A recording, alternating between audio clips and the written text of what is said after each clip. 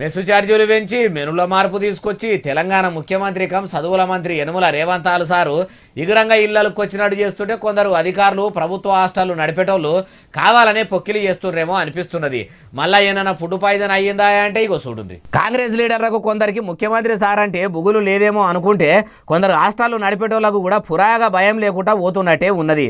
మీదికి చూడ భయపడుతున్నట్టే నటిస్తున్నారట కానీ మళ్ళా భయంగా కోడి బాధాల గుడ్డు పెట్టింది అన్నట్టే చేస్తున్నారట.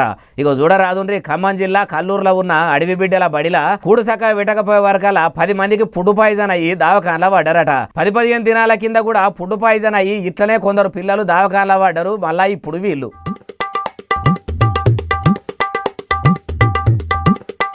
చూసినరా ఇంతమంది పిల్లలు హాస్టల్లో పెట్టిన పాడు మళ్ళీ కూడు తింటే పడక బొడబొడగా అక్కుకున్నారట.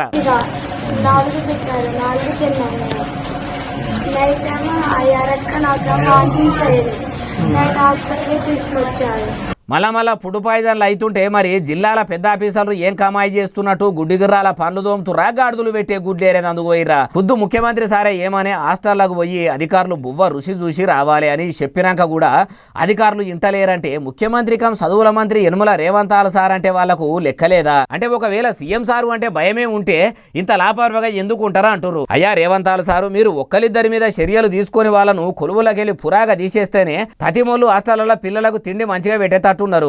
అట్లా కూడా ఎందుకు ఆలోచన చేస్తలేరు సార్ అంటుర్రు ఈ ముచ్చటిన్నోళ్ళు.